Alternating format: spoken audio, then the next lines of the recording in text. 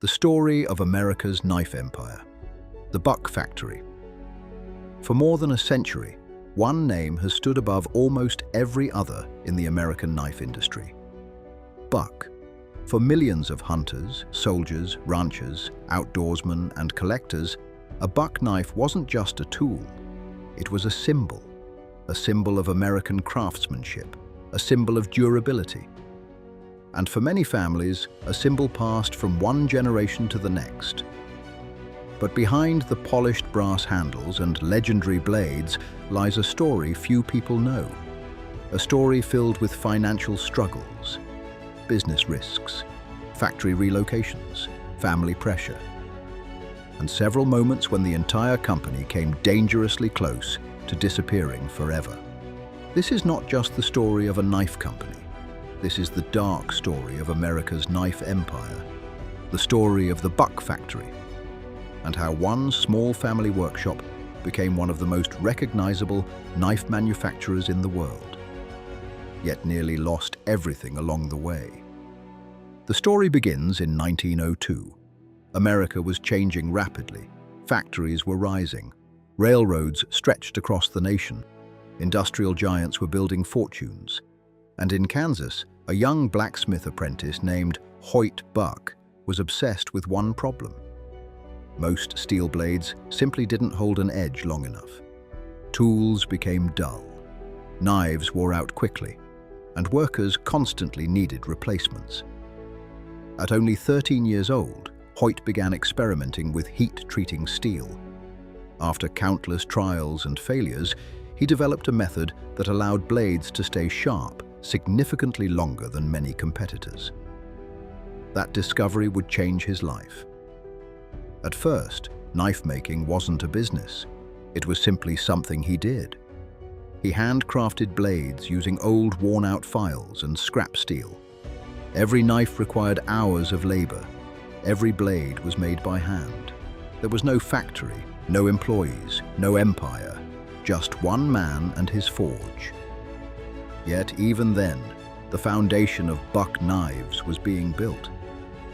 What Hoyt didn't know was that his invention would survive world wars, economic collapse, and family tragedy.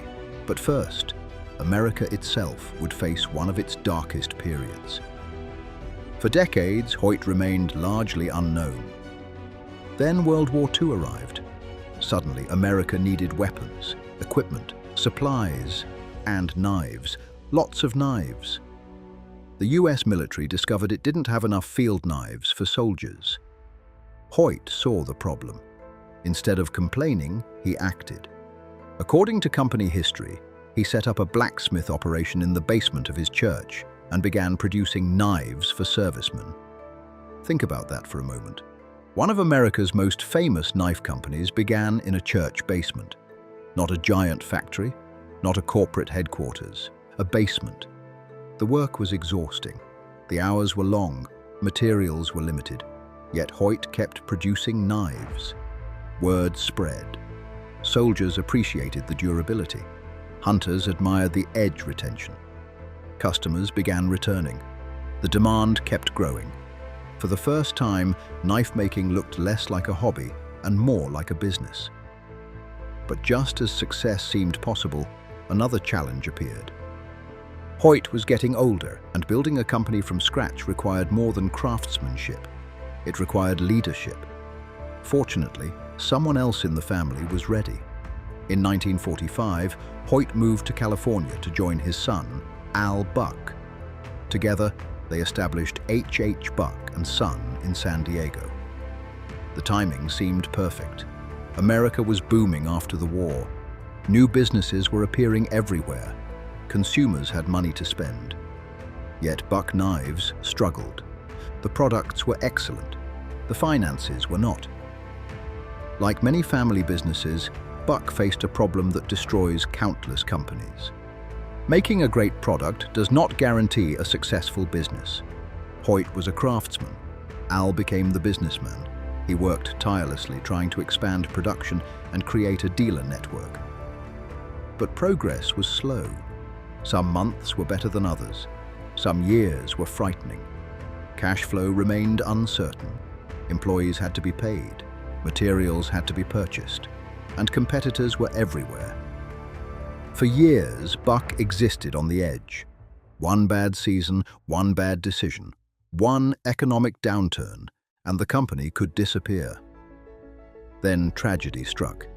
In 1949, Hoyt Buck died. The founder was gone. The inventor was gone. The man behind everything was gone. Many family businesses collapse after losing their founder. Buck almost became another one of those stories. Instead, Al made a decision.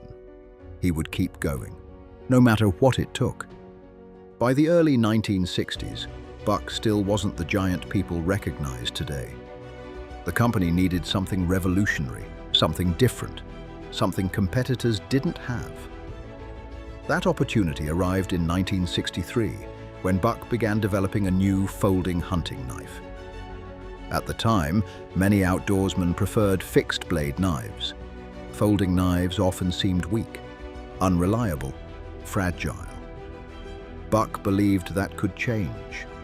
The result was the Buck 110 Folding Hunter. Introduced in 1964, it featured a strong lockback mechanism capable of handling serious outdoor work. Today that sounds ordinary. Back then it was revolutionary. Hunters loved it. Ranchers loved it. Outdoor enthusiasts loved it. Sales exploded. The Buck 110 became one of the most influential knives ever made. Millions would eventually be sold. But success brought new problems. Production had to increase. Facilities had to expand. More workers had to be hired. And with growth came risk. Because every major expansion meant one thing: debt. Lots of it. The company had finally become successful. Now it had to survive success. As Buck grew, leadership passed to a new generation. Then another. And another. Few American manufacturing companies remain family-owned for more than a century. Buck did, but that came with enormous pressure. Imagine being born into the Buck family. Your grandfather built the company. Your father expanded it. Thousands of workers depended on it. Customers expected perfection. One bad decision could damage a legacy over 100 years old. Chuck Buck eventually became CEO and helped guide the company through the 1970s and 1980s.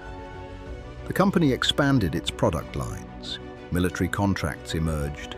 New knife designs appeared. Growth continued. From the outside, everything looked perfect.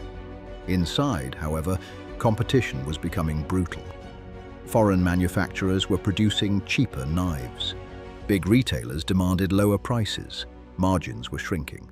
The entire American manufacturing sector was changing, and Buck faced a difficult choice. Stay exactly the same and risk becoming irrelevant, or adapt and risk angering loyal customers. Neither option was comfortable. Around 2000, Buck made one of the most controversial decisions in its history. The company opened manufacturing operations in China to help meet retailer demands for lower-priced products. For some customers, it felt like betrayal. Buck was supposed to represent American manufacturing, American craftsmanship, American workers. Now, some production was happening overseas. Critics attacked the decision. Collectors complained. Traditionalists feared the company was abandoning its roots. Yet Buck's leadership faced an uncomfortable reality. Manufacturing costs were rising. Competition was intensifying. Large retailers wanted cheaper products. The company could either adapt or potentially lose massive market share. It was a decision many American manufacturers faced. Some disappeared. Others outsourced completely. Buck attempted something in between. The controversy damaged its image with some customers. But leadership believed survival required difficult choices.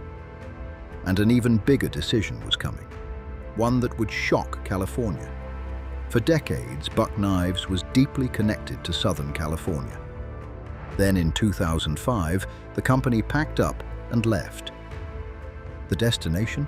Post Falls, Idaho. To outsiders, it seemed dramatic. To Buck executives, it was necessary.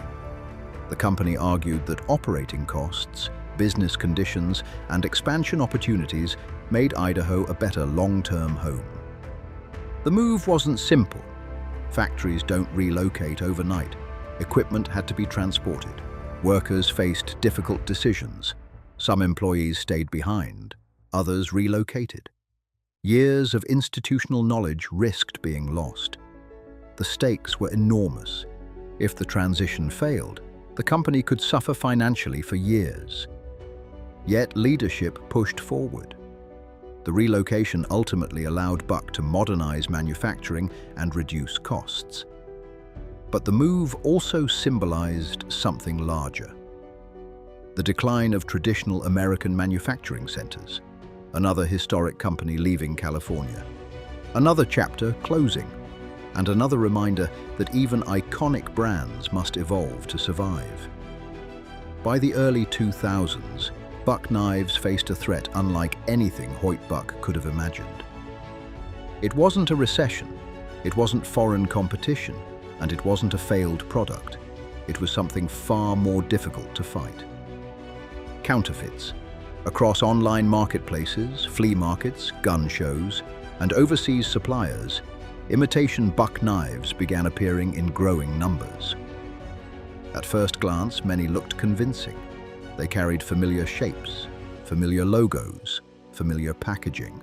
To an untrained eye, they appeared genuine, but they weren't. The steel was often inferior. The locks could fail, the blades dulled quickly. And when customers had a bad experience, many blamed Buck itself. Imagine spending over 100 years building a reputation for quality, then watching someone else profit from your name while selling a product that falls apart. For Buck, this became an ongoing battle. The rise of internet shopping made the problem even worse. A customer in Texas could unknowingly purchase a counterfeit knife from a seller halfway around the world.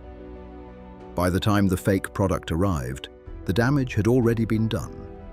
One disappointed customer could tell friends, leave reviews, or decide never to buy another Buck product again. The company found itself fighting a war on two fronts. One battle was against competitors. The other was against criminals exploiting the Buck name. And the timing couldn't have been worse. The knife industry itself was changing. New brands were flooding the market. Social media was creating overnight sensations. Every year seemed to bring dozens of new manufacturers promising better steel, lighter materials, or more modern designs. For the first time in decades, Buck wasn't just competing against a handful of established rivals. It was competing against hundreds. Some companies promoted exotic super steels. Others marketed military-style tactical knives. Many targeted younger buyers who had never carried a traditional hunting knife. Suddenly, Buck's greatest strength became a potential weakness. Tradition. To loyal customers, tradition meant trust. To younger consumers, tradition sometimes looked old-fashioned.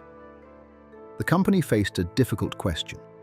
How do you honor a century of history without becoming trapped by it? Change too much, and you risk alienating your core customers. Change too little, and you risk becoming irrelevant. It was a balancing act that few historic brands managed successfully. Yet Buck continued to walk that tightrope, introducing modern designs while protecting its classic models, expanding its product range while preserving the knives that built its reputation. And all the while, counterfeiters continued trying to imitate what Buck had spent generations creating. Perhaps that's the ultimate sign of success. Nobody counterfeits something that doesn't matter. Nobody steals the identity of a brand that people have forgotten. The fact that fake Buck knives existed at all revealed something important. More than a century after a young blacksmith began experimenting with steel, the Buck name still carried value, still carried trust, still carried meaning. And that made it worth fighting for.